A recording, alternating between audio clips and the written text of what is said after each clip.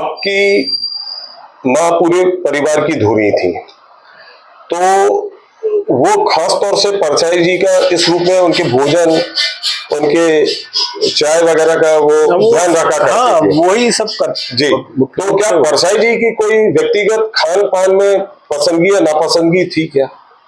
जैसे कि चाय तो पीते ही थे जी, चाय पीते थे, और खाना उनका बहुत कम था वैसे जी। हम लोग देखते थे कि वो एक रोटी और थोड़ा सा दाल चावल खाते थे। एक रोटी से ज्यादा तो खाते ही नहीं थे कभी। जी, जी। और दाल है, चावल है, सब्जी है, बस। लेकिन ये था कि हमारी माँ उनको सब्जियां, जैसे हमारे घर में 2 सब्जी जरूर बनती थी जी। तो इस प्रकार से थोड़ा सा विविध प्रकार से सब्जियां बनाती थी हमारी माँ काफी, और अलग अलग तरह से। और मतलब आप सोचिए कि हमारी माँ जैसे कि कुम्हड़ा रहता था तो कुम्हड़े के छिलके रख के फिर उसकी भी सब्जी बना देती थी। अच्छा। मतलब एक उससे थोड़ी वो भी था कि यार इससे थोड़ी किफायत भी होएगी। जी, जी। कहने का मतलब ये जी, जी, जी। तो इतने मतलब अब मैं उसके लिए मेरे पास शब्द भी नहीं है कि मैं क्या कहूँ। जी, जी। कि इतना बढ़िया। और हमारी माँ बहुत पढ़ी लिखी नहीं थी, 4वीं 5वीं क्लास थी। परछाई जी की सभी बहनें पढ़ी लिखी नहीं थी, लेकिन बहुत जागरूक तीनों बहनें उनकी। जी, जी। उनकी सबसे बड़ी बहन तो काफी उसमें राजनीति में भी रही जी। और अपने गांव में वो सरपंच भी रही जी। और काफी आंदोलनों में सक्रिय रहती थी वो, जबकि वो बहुत पढ़ी लिखी भी नहीं थी। जी। और हमारी माँ भी बहुत पढ़ी लिखी नहीं थी, लेकिन मतलब तात्कालिक सब विषयों से अवगत रहती थी। जी। अखबार पढ़ती थी, जी। न्यूज भी सुनती थी। जी। और हम लोगों को भी बताती थी, जब हम लोग जब छोटे थे तो कुछ खबरें सुनाती थी हम लोग को।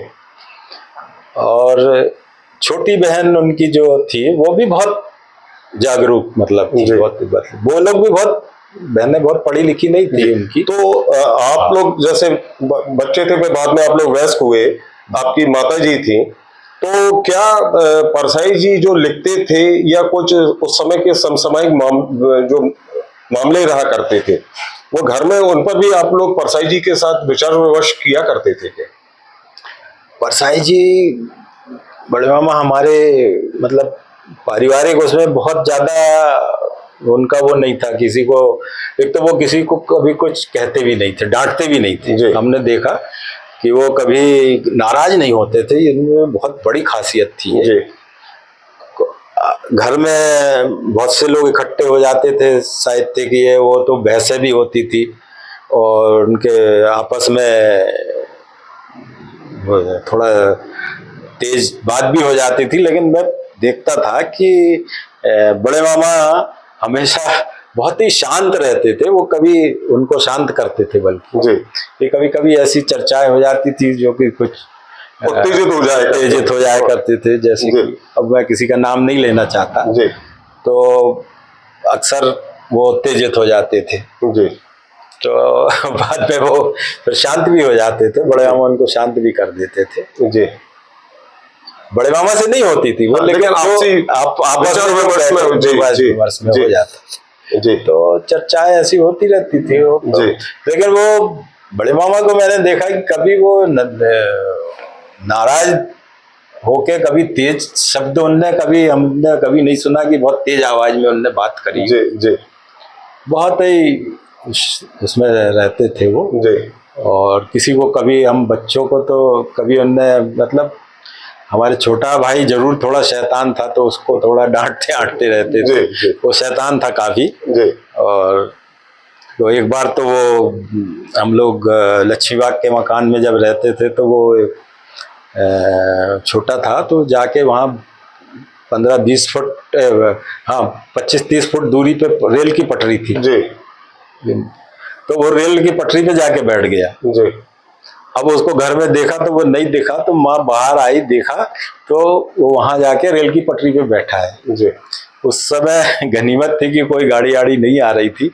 तो उसको जब पकड़ के लाए और मारा, उसको पूछा तुम क्यों वहां जाके पटरी पे बैठे थे, तो उसने कहा कि एक पटरी पे बैठा था, एक पटरी से रेल निकल जाती। तब उसको हमने देखा, तब इनने बड़े मामा ने उसको थोड़ा सा उसके कान पकड़े, चाटा भी लगाया कि अब कभी वहां जाना नहीं तुम जी।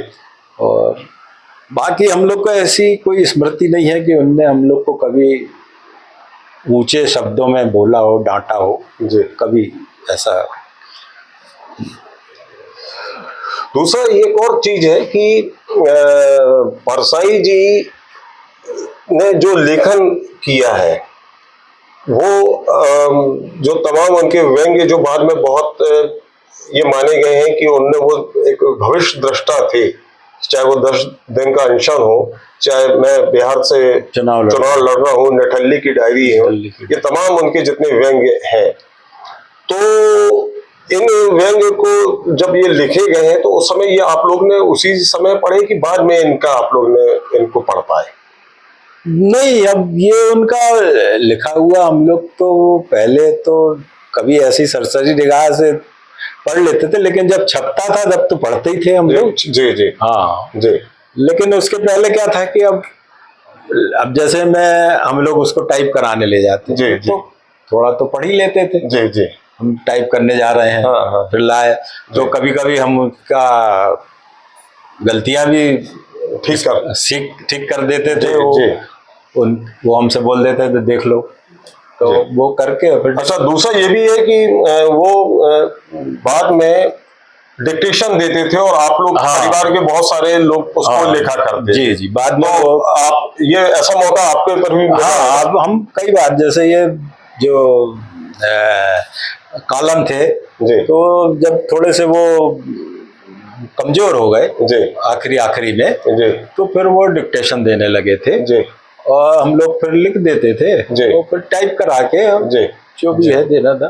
तो कालम आलम हुए, ये हुए, और जैसे चिट्ठियां भी कभी कभी तो वो हम लोग को डिक्टेट करके लिखा देते थे, हम टाइप करा लाते थे और भिजवा देते थे।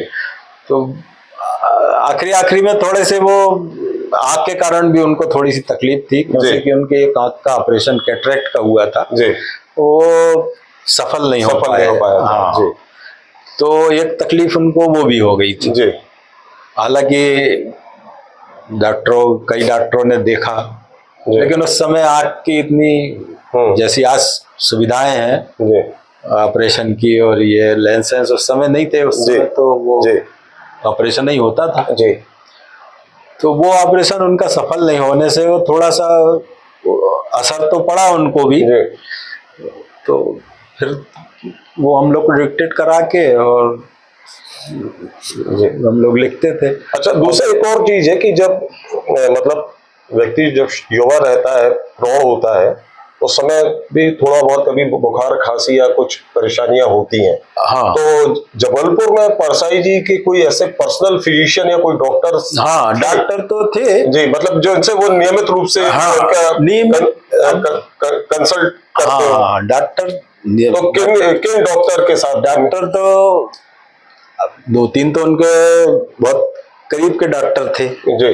डॉक्टर के वर्मा थे जी, अभी वो यहीं थे, विक्टोरिया हॉस्पिटल में थे जी। और हमारे एक पारिवारिक डॉक्टर महाजन थे, doctor R D Mahajan ji जी। वो हमारे पारिवारिक डॉक्टर थे जी। और हम लोग और परसाई जी को भी कभी कुछ तकलीफ होती थी तो वो घर आके जी, वो घर भी आ जाते थे हम जी जी जी। उन्हीं से वो हमारे और डॉक्टर थे जी। बाद में उनकी भी डेथ हो गई जी, आर डी महाजन जी की जी। मतलब पहले उस समय फैमिली डॉक्टर की एक परंपरा रहा। हाँ, परंपरा थी वो जी। हम लोग उन्हीं के पास जाते थे पहले जी जी। फिर वो जो सलाह देते थे जी कि ये करना है, एक्सरे करना है, ये करना है, वो करना है जी, बस। अच्छा, एक चीज और बताइए कि उस दौरान मुक्ति बोध जी के साथ भी उनका एक लंबा संपर्क रहा है। मुक्ति बोध, तो आपको कुछ आपकी स्मृति में है मुक्ति बोध जी? बिल्कुल मुक्ति बोध जी का मुझे तो याद है। मुक्ति बोध जी हमारे मुझे याद है 2-3 बार वो आए हैं। जी 3 बार का मुझे याद है। जी।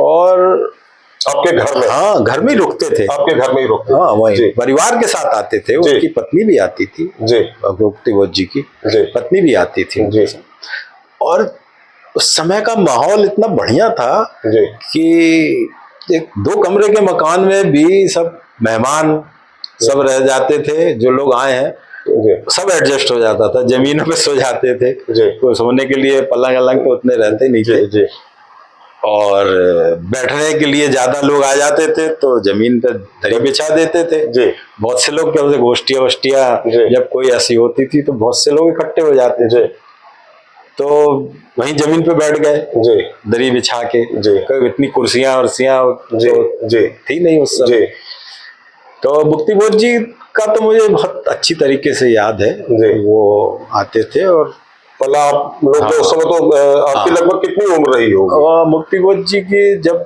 आए होंगे तो हमारी उम्र 12-13 साल की रही होगी। जी जी 11-12 साल जी की रही है। तो मुक्ति बोध जी और जो परसाई जी थे, तो मैं ये थोड़ा और चाहता हूँ कि परसाई जी के अलावा जब हम बात कर रहे हैं परसाई जी के करीबी लोगों उसमें मुक्ति बोध भी है, तो मुक्ति बोध जी को आपने किस रूप में देखा? मतलब उनकी जो संवाद होता था, जो बातचीत होती थी, मतलब वो उनकी क्या रहा करता था? अब वो संवाद तो उनका मतलब ज्यादा मतलब बातचीत सामान्य करते थे कि मौन रहा करते थे? नहीं, बातचीत तो बहुत करते थे। मुक्ति बोध जी बातचीत बहुत करते थे जी। और परसाई जी भी करते रहते थे बात। उनसे बात तो करते थे मुक्ति बोध जी, हमें याद है। जी। और राजनीतिक जी और साहित्यिक यही ज्यादा चर्चाएं होती जी जी जी यही विषय भी रहते थे उस समय जी पे। जी। और पारिवारिक तो खैर संबंध थे ही जी। परिवार के बारे में तो वो बताते ही थे इनको। जी। ये इनको बताते थे। जी जी। और परसाई जी उनका मतलब उनके जब वो बीमार हुए तो आपको भी मालूम है कि वो उनके पश्चात काफी समय रहे। हाँ जी, उनको हाँ अंतिम समय में उनके काफी रहे दिल्ली भोपाल में, तो वो काफी वहीं जी। तो मुक्ति बोध जी तो अद्भुत आदमी थे जी। वो मुझे याद है एक बार एक घर में वो अंधेरे में कविता का पाठ हुआ था उनका। मतलब यहाँ जबलपुर में हमारे घर में जी ऐसे 10-15-20 लोग इकट्ठे होंगे जी 20-25 ऐसे ही बहुत भीड़। छोटा सा तो कमरा था, बहुत बड़ा कमरा भी नहीं था जी। तो उसमें उन्होंने अंधेरे में कविता का पाठ किया था। तो मुझे याद है आज भी कि वो इतने वो हो गए थे कि पसीना पसीना हो गए थे वो मुक्ति बोध जी। हाँ पढ़ते पढ़ते जी। और अच्छी उनकी हाइट थी, अच्छी हाइट थी और पर्सनालिटी भी बहुत अच्छी थी। सिंगल थे वो, कोई मोटे भी नहीं थे बहुत जी। और बीड़ी पीते थे वो जी। बीड़ी पीते थे जी। बीड़ी काफी पीते थे जी। हाँ। और वो मुझे याद है कि पसीना इनका मतलब उस समय शायद ये एकदम मुझे एग्जैक्ट महीना तो याद नहीं आ रहा है कि लेकिन चेहरा मुझे आज भी याद है उनका कि वो पसीना बिल्कुल ऐसा बह रहा था उनका पढ़ते पढ़ते इतने वो। तो आप लोग भी उस कविता पाठ में बैठकर सुन रहे थे? मैं अब कहा कि पानी लाना पड़ता था कभी किसी को चाय पानी वो तो घर की व्यवस्थाएं तो हम ही लोग करते रहते थे सब। जो अतिथि आए हैं तो उनको सेवा हम ही लोग को करना पड़ती थी। और ऐसा नहीं कि मुक्ति बोध जी तो खैर आते ही थे। और ये जो कविता उन्होंने पूरी लंबी कविता पढ़ी, हाँ बहुत लंबी, तो उसके बाद क्या रहा? मतलब परसाई जी क्या बोले या वहाँ उस समय जो मौजूद नहीं थे? परसाई जी ने तो वो कविता पहले भी पढ़ी थी, कई बार पढ़ी। एक उसका जो वाचन वहाँ पे हुआ था और बहुत सारे लोग थे। अब मुझे एकदम सबके नाम तो याद नहीं आ रहा है लेकिन मुझे याद है कि कुछ कवि और दूसरे और शहर के लोग तो वो लोग थे 15-20 लोग करीब रहे होंगे। और मुक्ति बोध जी तो हमारे यहाँ रुके ही हुए थे उस समय। तो तब मैंने उनका देखा कि वो अच्छा, जैसे आपने बताया कि मुक्ति बोध जी बीड़ी पिया करते थे, बीड़ी काफी पीते थे। तो परसाई जी भी क्या सिगरेट या हाँ, कभी सिगरेट पीते थे, परसाई जी सिगरेट भी पीते थे, पाइप भी पीते थे, सिगार भी पीते थे। हाँ, तो ये क्या इनका कोई नियमित वो था कि नहीं ऐसा? नहीं, ये तो ऐसा चलता रहता था, सीजनल है जी। तो सिगरेट में कौन सा परसाई जी ब्रांड पिया करते थे? सिगरेट में तो अब मेरे ख्याल से ये जो सीजर आती थी, जी, सीजर है, ये सीजर रीजर वगैरह ही पीते थे। और वो सिगरेट वो एक कैप्स्टन का डब्बा आता था तंबाकू का, जी जी, और वो बना के जी सिगरेट उसमें तंबाकू डालकर रोल की जाती, रोल करके फिर वो पीते थे वो ज्यादा। जी। और सिगार भी पीते थे जी। बीड़ी पीते थे, खैर हमने नहीं देखा उनको कभी। दूसरा परसाई जी कॉफी हाउस भी जाया करते। हाँ, कॉफी हाउस जाते थे। तो कॉफी मतलब जब वो उनका मतलब पैर के परेशानियों और अस्वस्थता के कारण उनका कॉफी हाउस जाना बंद हो गया। वो तो बिल्कुल ही बंद हो गया। तो फिर क्या वो घर में फिर वो कॉफी पीते थे कि? हाँ, कॉफी भी पीते थे, चाय पीते थे, कॉफी चाय दोनों पीते थे। कॉफी भी पी लेते थे, चाय जी जी। उनको मिठाई में मतलब ये रसगुल्ला जरूर हम उनको एक चाहिए रहता था, शायद रोज खाया करते थे। हाँ, एक रसगुल्ला हाँ उनको चाहिए रहता था। उनको रसगुल्ला बहुत पसंद था। वो तो उनके मित्र लोग भी बताते हैं कि वो लोग आनंद भंडार में रुक के और वहाँ रसगुल्ला खाते थे जी। तो रसगुल्ला उनको काफी पसंद था जी। और वो रोज एक, हम लोग रसगुल्ला उनको एक चाहिए जी। तो, और दही भी थोड़ा खाते थे। वो दही उनको रोज चाहिए रहता था थोड़ा। तो दही कैसा खाते थे वो? दही नमक डाल के, नमक डाल के, शक्कर डाल के? नहीं, नमक डाल के। जी। दही जरूर, जी, जीरा ईरा ये डाल के थोड़ा। जी। खाना तो मैंने बताया ना उनका बहुत कम था। एक रोटी और सब्जी दाल वगैरह, चावल भी बहुत कम खाते थे। जी। चावल भी नहीं, बहुत कभी। जी। और बस यही है कि सवेरे वो नाश्ता करते थे। जी। तो नाश्ते में जो भी मिल जाए, ब्रेड है, चीला है, और जो भी बन जाता था। जी जी। तो नाश्ता सवेरे जरूर करते थे। जी जी। और उसके बाद 1-1:30 बजे वो भोजन करते थे। 1 बजे, 1 बजे। उसके बाद वो 2 घंटे 1.5 घंटे आराम उनका रहता था। जी।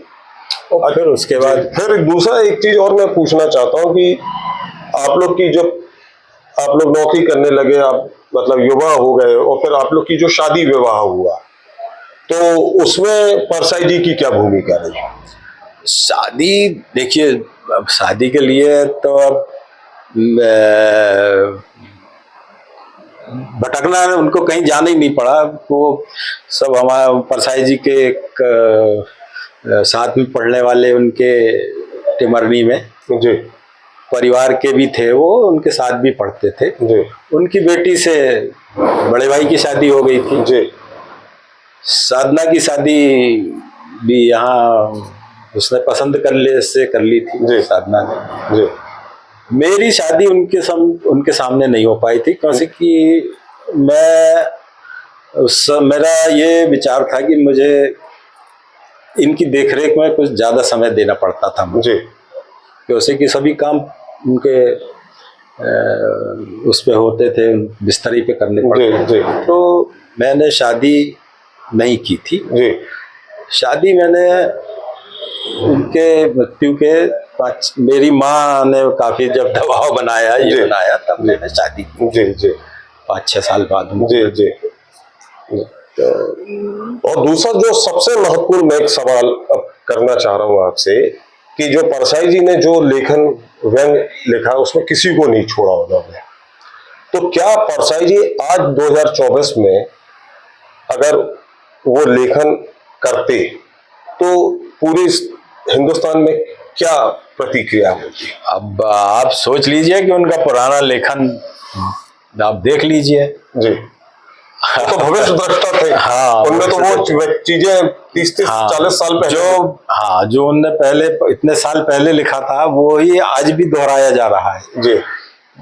उसमें कोई सुधार तो नहीं हो रहा राजनीति में, चाहे देख लीजिए, चाहे और भी दूसरी। जी तो अब आज भी होते तो लिखते तो वो उसी तरीके से जी जैसा वो लिखते थे। जी अब उसके बाद प्रतिक्रिया क्या होती ये तो जी जी आज के संदर्भ में नहीं बताया जा जी, सकता, जी। क्योंकि वो है नहीं। जी। तो दूसरा एक और चीज है कि लेखक और वो तो एक लेखक के साथ बहुत बड़े विचारक और चिंतक भी थे। हाँ, तो क्या उनकी कुछ आशाएं और कुछ निराशाएं भी थी क्या? नहीं, आशा देखिए, आशा तो वो क्या बहुत है, वो तो उन्होंने खुद भी कहा है कि लेखक कोई बदलाव ऐसा नहीं कर सकता, क्रांति तो कर नहीं सकता। क्रांति नहीं कर सकता। क्रांति तो राजनीतिक समझ से ही आएगी। जी उनने लिखा भी है, कई जगह कहा जी है।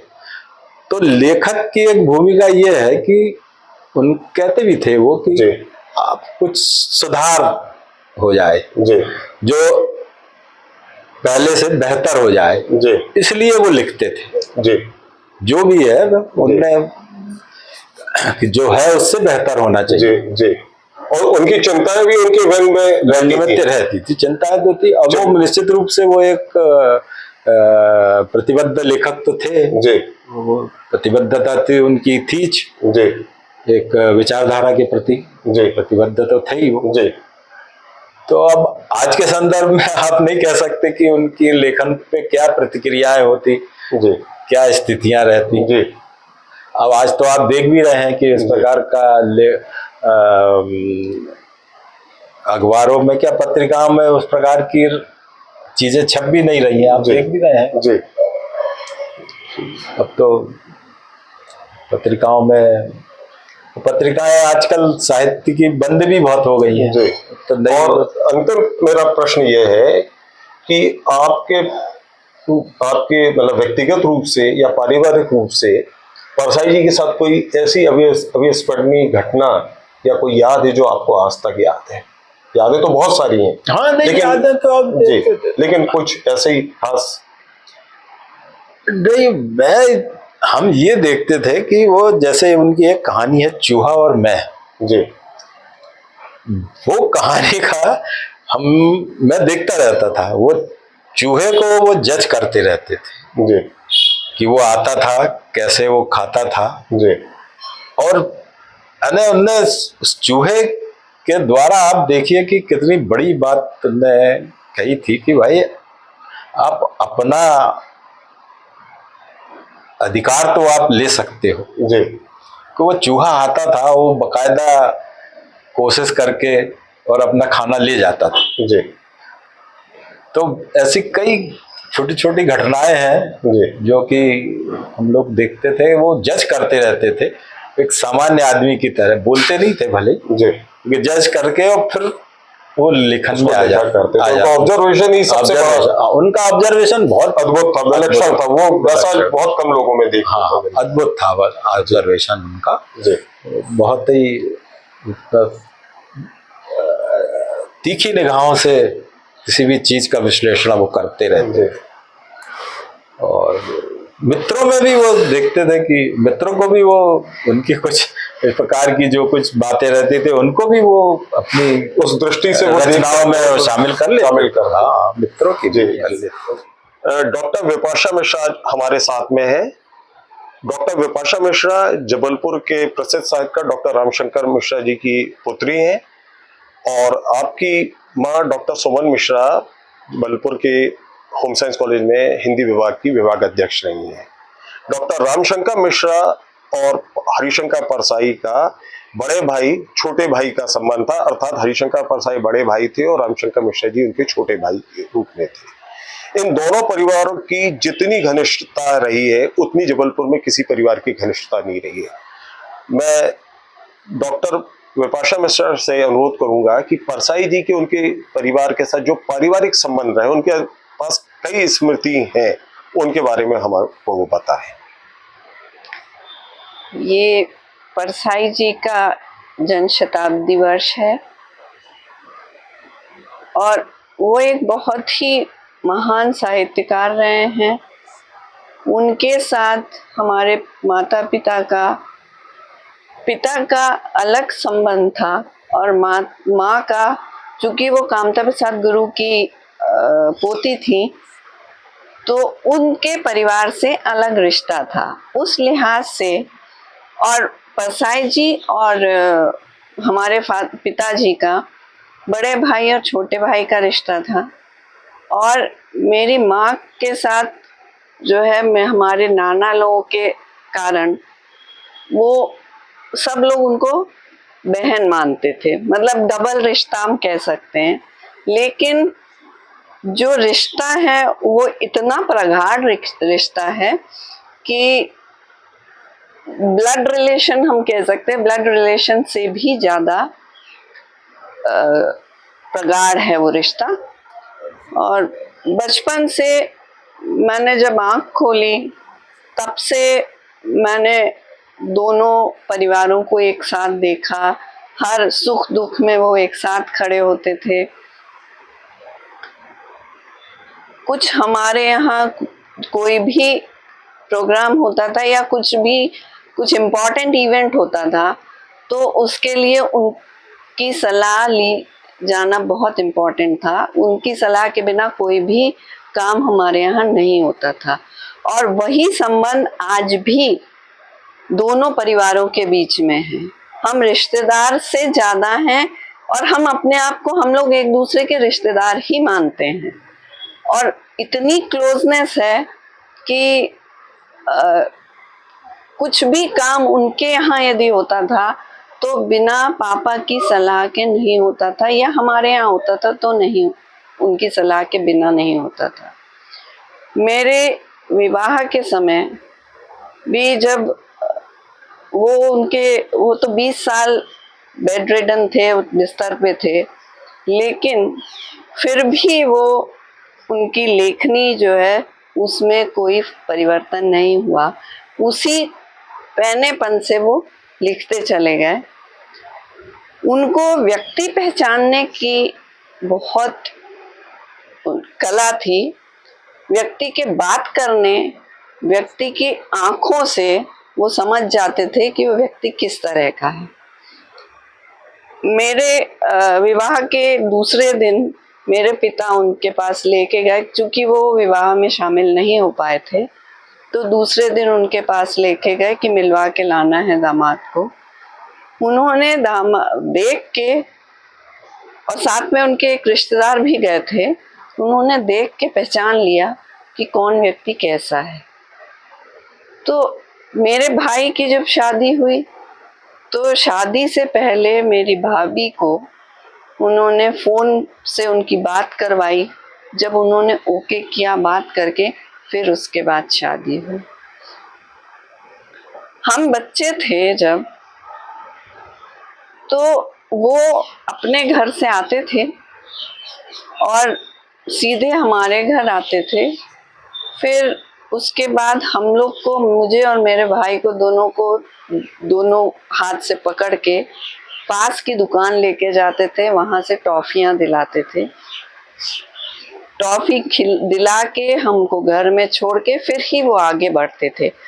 ये नहीं था कि पिता हमारे हैं घर में या नहीं है, वो सबसे वो नहीं था। सिर्फ वो आते थे, हम लोग को टॉफी दिला के और फिर जाते थे। उनका आँख, एक ऑपरेशन अनसक्सेसफुल रहा था, तो उनकी आँख का ऑपरेशन होना था, कैटरेक्ट ऑपरेशन। तो रायपुर में मेरे पापा ने उनसे, डॉक्टर आनंद सक्सेना है वहाँ, उनसे बात की कि आप यदि यहाँ आके देख सकते हैं। तो बोले मैं वैसे तो जाता नहीं हूँ, लेकिन उनका नाम सुन के वो आ गए। उन्होंने आके यहाँ चेक करवाया और चेक किया। उसके बाद वो बोले कि आपको 1 दिन के लिए तो आना पड़ेगा, तो आप किसी तरह आ जाइए, मैं 1 दिन में ऑपरेशन करके आपको घर भिजवा दूंगा। तो ये बात जुलाई 95 की है। उनको सब मनाते रहे, पापा मनाते रहे, उनके भांजे लोग सब, बुआ मनाती रही, सब लोग मनाते रहे, वो लेकिन डरते रहे। नहीं तो जुलाई में उनको रायपुर जाना था, हमारे पास ही रुकते और वहाँ से वो 1 दिन के लिए लेके जाते सब और ऑपरेशन करवा के लेके आते। लेकिन वो डर के कारण नहीं गए, क्योंकि एक आंख का अनसक्सेसफुल हुआ और उससे पहले उनके पैर की भी जो प्रॉब्लम हुई थी जिसके कारण वो बेचारे बेड रिडन हो गए थे, उसके कारण भी वो डरते थे। लेकिन वो जो 10 अगस्त सन 1995 का दिन था, वो बहुत हम सब के लिए बहुत बुरा दिन था। सुबह उठे, एक दिन पहले मेरी तबीयत ठीक नहीं थी तो मैं आई हुई थी रायपुर से। उस दिन मेरे पापा नहीं जा पाए, वो रास्ता देखते रहे, दरवाजा वो खुलवा के रखते थे कि अभी आएंगे अभी आएंगे। वो रोज रास्ता देखते थे। वो शाम को छेने के रसगुल्ले खाते थे। वो वेट करते थे कि राम शंकर आ जाए तो फिर मैं साथ में हम लोग खाएंगे। उस दिन वो नहीं जा पाए तो वो रात 11 बजे तक उन्होंने दरवाज़ा खुलवा के रखा कि शायद अब आ जाएं, शायद अब आ जाएं। और वो बार बार इंतज़ार करते रहे, दरवाजे की तरफ देखते रहे। सुबह 7 बजे के वक्त करीब फ़ोन आया अचानक से, तो खबर आई कि वो नहीं रहे।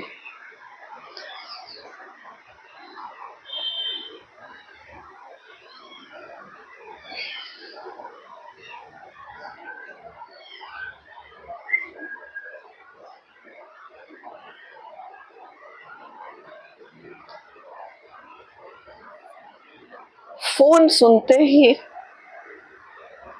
पापा ने जैसे ही सुना, पहला फोन गया था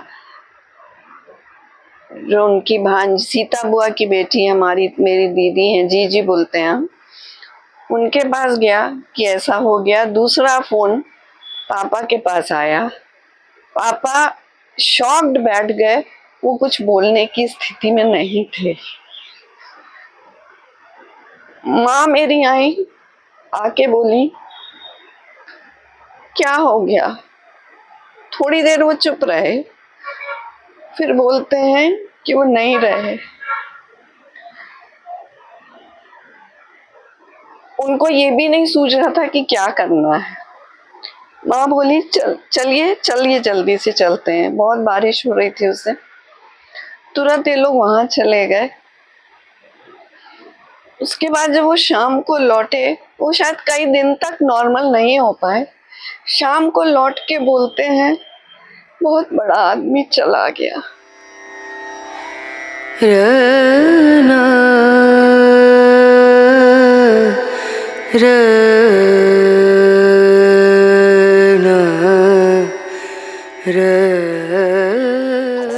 ये प्रयास ये था कि उन हरिशंकर परसाई के लेखन, साहित्य और उनकी जो चुटीले व्यंग है उन पर तो बहुत दुनिया में बात होती है, लंबे समय से हो रही है। लेकिन हम लोग ने आज इस बातचीत में ये प्रयास किया है कि हरिशंकर परसाई की जो व्यक्तिगत जीवन है, उनका जो एक भीतरी दुनिया है, उसको किस प्रकार थी, और लोग उसको खाली मैं ही इसको नहीं जानना चाहता था बल्कि पूरी दुनिया जानना चाहती है कि उनके प्रिय लेखक की व्यक्तिगत जीवन की दुनिया किस प्रकार थी। और मुझे ऐसा लगता है कि ये बातचीत एक किसी न किसी सार्थक परिणाम पर पहुंची है, जिससे कि उनको पढ़ने वाले, उनको चाहने वाले किसी न किसी निष्कर्ष पर जरूर पहुंचे।